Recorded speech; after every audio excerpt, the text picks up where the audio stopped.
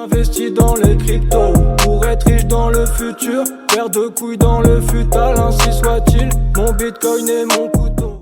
Aujourd'hui, dans cette vidéo, je vais faire comme sur Twitch, sauf que je ne suis pas en direct. Je fais un petit tour des actus entre Noël et le 31 décembre. C'est une vidéo assez courte, mais avec quand même quelques petites infos pertinentes qui peuvent vous intéresser. On va parler des actualités crypto plutôt d'une manière générale, du marché crypto. Le titre parle de l'EGLD qui surperforme le marché crypto. Ça, c'est un petit peu pour vous faire cliquer, mais vous inquiétez pas, même si je vais pas beaucoup parler de l'EGLD, il y a des informations intéressantes. Une petite remarque de Money Radar que je trouve pertinente. Si on compare le market cap de certaines cryptos avec certaines entreprises, ça peut permettre de prendre un peu de recul sur l'importance qui est en train de prendre les crypto-monnaies sur les marchés financiers. Comme là, on voit Bitcoin, qui a un plus gros market cap que Tesla. Tesla, un des plus gros market cap sur les marchés financiers, quoi, une entreprise parmi les plus capitalisées. Ethereum peut être comparé à L'Oréal, Solana peut être comparé à Orange, et Avalanche à Domino's Pizza. La crypto, ça commence à peser, et peut-être encore plus en 2024, on va voir, peut-être bientôt l'approbation des ETF. Cependant,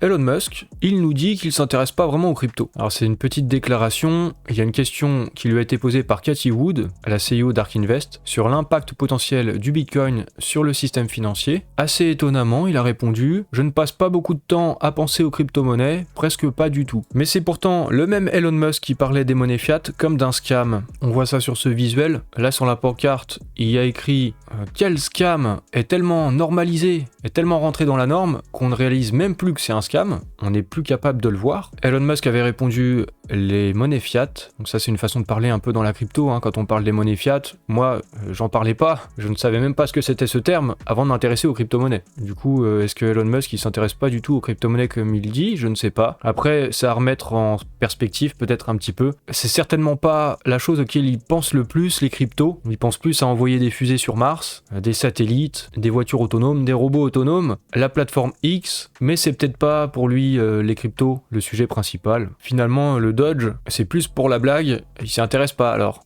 Peut-être, j'en sais rien. On verra bien, peut-être que les cryptos elles vont débarquer sur X en 2024 et voilà Elon. On sait pas si on peut le croire. Est-ce que l'Argentine serait sur le point d'adopter Bitcoin, adopter les crypto-monnaies? Il y a eu pas mal d'attentes de la communauté Bitcoin en particulier, et puis aussi de l'intérêt de la part de la communauté crypto en général. Lorsque le nouveau président argentin Javier Milei a été élu, on n'avait pas eu de nouvelles particulières concernant les cryptos et Bitcoin depuis, et là il s'est passé quelque chose. Il y a une ministre du gouvernement qui a fait un tweet où elle parle de Bitcoin. C'est la ministre des Affaires étrangères, Diana Mondino. Elle a dit « Nous ratifions et nous confirmons qu'en Argentine, les contrats pourront être réglés en Bitcoin. » On va pouvoir payer en Bitcoin. Qu'est-ce qu'elle veut dire par contrat? C'est peut-être pas à prendre de manière littéraire, c'est plutôt peut-être avoir un accord pour procéder à un échange. Elle a aussi précisé qu'il sera également possible de régler ces fameux contrats, ou alors procéder à des échanges, en utilisant toute autre crypto-monnaie, voire même en payant en nature. Alors, calmez-vous, bande de...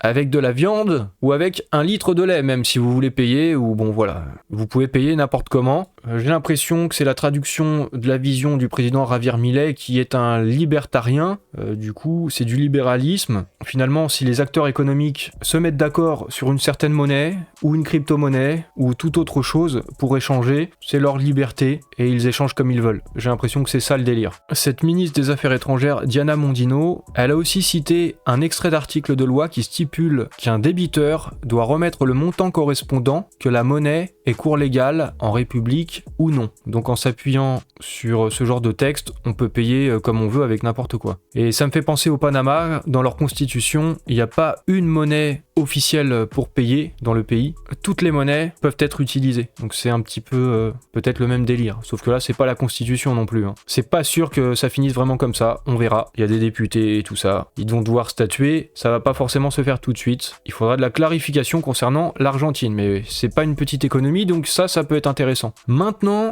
venons-en à la surperformance de certaines cryptos. Depuis quelques mois, j'ai notamment fait remarquer avec les tokens AVAX, le SOL, le GLD qui surperforment depuis 2-3 mois. Surperformer, ça veut dire que par rapport à l'ensemble du marché crypto, quand on prend l'ensemble de la performance, on obtient une performance moyenne du marché crypto. Et bien ces tokens-là performent plus que la moyenne. C'est ce qu'on constate ici, là par exemple avec le Sol, sur les 3, même presque 4 derniers mois, on va dire 3 mois, le Sol surperforme le marché crypto. C'est pareil pour AVAX depuis 2 mois grosso modo, et aussi pour le GLD depuis 2 mois. Il y a une surperformance. Est-ce que cette tendance va se poursuivre sur l'année 2024 ? Je me pose la question. En tout cas, j'ai l'impression que les Layer 1, ils ont été enterrés trop tôt. Il y a une période, on a beaucoup parlé des Layer 2. J'ai beaucoup vu sur les réseaux sociaux que pour le prochain bull run, les Layer 1, c'était fini, que ce serait pas ça le prochain narratif, que c'était mort, qu'il y aurait plus de nouvelles ATH, etc. Bon, pour l'ATH, je ne sais pas, mais j'ai l'impression que c'est pas mort pour les Layer 1. Vous m'avez fait remarquer également pour le Polkadot, c'est vrai aussi, ça surperforme depuis 2-3 mois. Pour NIR également, et c'est quelque chose que d'autres ont remarqué également. Je ne suis pas le seul à voir que le GLD, entre autres, surperforme le marché. Il faut aussi retrouver Injective, plus 119% sur le mois de décembre, AVAX, plus 114%, NIR, 102%, le Sol, 83%, le GLD, 77%. Le point commun, c'est que c'est des Layer 1. Et là, c'est Emperor Osmo qui en parle. On peut pas dire que ce soit un pro GLD, enfin je crois pas, il a plus l'air orienté Cosmos et Osmosis. Et lui, il dit, les gagnants ont tendance à continuer à gagner. Les acteurs les plus performants du mois se positionnent pour surperformer en 2024. Est-ce que c'est le retour des Layer 1 en 2024 ? En tout cas, quand on regarde les stats, et d'où le titre de la vidéo, le GLD surperforme le marché crypto. C'est pas juste moi qui le dis, c'est des données que l'on peut consulter sur TradingView. Et ces derniers temps, on peut constater qu'il y a pas mal de tokens qui montent. On pourrait presque dire tout monte depuis 2-3 mois, mais tout ne surperforme pas. Ça, c'est important. Parce que quand on regarde l'ETH, par exemple, ça bouge pas trop, même ça baisse un petit peu, comme on le voit là sur ce graphique. Vous voyez au cours des années, globalement, l'ETH a la même performance que la moyenne du marché crypto. Et ces derniers temps, même, ça galère un petit peu. Et si on regarde Matic, c'est pareil, hein, ça reproduit la performance moyenne du marché crypto, mais il n'y a pas de surperformance. Peut-être que ça va venir en 2024. Et en 2024, on peut aussi commencer à se poser la question, est-ce qu'on va avoir une alt season ? Peut-être qu'on a déjà commencé une alt season, on en est peut-être au tout début. On commence à en entendre parler. Je vais voulu vous poser la question, qu'est-ce que vous en pensiez ? Est-ce qu'on va avoir une alt season en 2024 ? Vous êtes près de 7 personnes sur 10 à penser que oui. Bon, je sais pas si vous aurez raison. Pour ceux qui savent pas, pour les 3,5% qui savent pas ce qu'est une alt season, c'est une rotation des capitaux, donc de l'argent qui est dans le marché crypto, des tokens les plus capitalisés, bon en fait, Bitcoin en fait, hein. L'argent qui est sur Bitcoin, Bitcoin qui performe en premier, ensuite ça se déporte sur d'autres cryptos, sur les autres cryptos, et on appelle ça l'alt season. Et c'est le moment où il y a des gros multiples qui sont faits, il y a des fortunes qui se font pendant cette période. C'est pour ça qu'on se pose la question, hein. C'est pour ça qu'on l'attend l'alt season. Hein. Là, c'est pas pour la tech. Hein. Et quitte à spéculer, je vous ai aussi demandé votre avis concernant Bitcoin. La majorité d'entre vous pense que Bitcoin fera un nouvel ATH en 2024. On voit ça là dans ce sondage, c'est pareil, hein, c'est presque 7 personnes sur 10. Donc l'ATH étant à 69 000 $ sur le BTC. Je ne saurais pas dire, moi personnellement, mais en tout cas c'est intéressant de voir ce que peuvent penser les gens, même si c'est qu'un échantillon de 1000 votes environ. Est-ce que la majorité va se tromper, ou est-ce qu'on va bien avoir le droit à un ETH en 2024 ? Bon, c'est à souhaiter quand même. Hein. Pour continuer de prendre du recul, là sur les fins d'année et début d'année, j'avais fait ce tweet le 17 février 2023, donc en début d'année dernière, en observant les prix des cryptos de septembre 2020 à 2023, voir quelle était l'évolution. Est-ce que ça se passe bien ? Est-ce que ça se passe pas bien sur un horizon de temps plus long ? Quand on sort la tête un petit peu des graphiques et quand on regarde un peu la vision d'ensemble, ça aide à y voir plus clair. Eh bien, j'ai fait la même chose en reprenant des datas plus actuelles. Je me suis arrêté avec les prix du 26 décembre 2023, en partant toujours de septembre 2020, et on constate que le sol, il fait quand même une sacrée performance, x 37,6. On est bien obligé de le reconnaître. D'un simple point de vue retour sur investissement, d'un simple point de vue oseille, si vous voulez accroître votre capital, la meilleure décision, c'était de all-in sur Solana.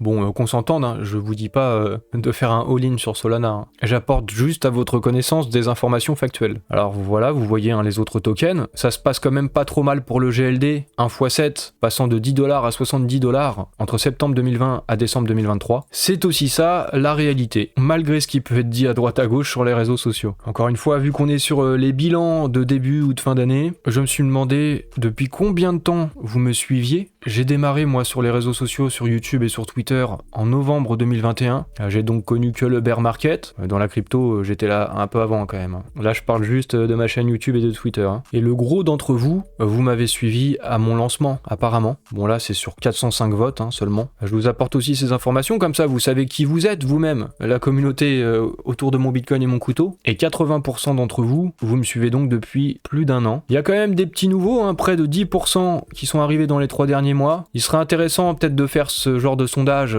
encore dans quelques temps pour voir s'il y a des nouveaux dans le monde de la crypto. Voilà, j'aime bien vous apporter un peu de data. On essaye de sonder, on essaye de voir où on va. En tout cas, c'est ce que j'essaye de faire. C'est aussi ça, la spéculation, la définition. C'est essayer de voir ce que sera le futur, même si évidemment, il n'y a pas de Madame Irma. J'espère vous apporter de la réflexion tout au long de l'année, des choses qui vous sont utiles ou vous faire gagner du temps. J'espère que vous avez passé de bonnes fêtes de fin d'année. J'espère que ça va bien se passer en 2024 pour nous tous. La plupart d'entre nous qui sommes passés par une année, par 2 années, par une longue période de bear market assez compliquée. On espère vraiment pouvoir respirer, faire fructifier. On a bien pensé à la tech pendant tout le bear market. On va aussi penser à la thune à partir de maintenant. Bon, en tout cas, je le souhaite. Si derrière le marché se casse la gueule, ne m'en voulez pas. Dans tous les cas, vous pouvez liker cette vidéo. Vous pouvez vous abonner si vous découvrez. Comme ça, vous nous rejoignez. Vous faites partie des nouveaux. J'espère vous apporter de bons conseils. En tout cas, je fais du mieux que je peux. Merci à vous d'être là. Et on va continuer tous ensemble en 2024. Bonne année encore une fois.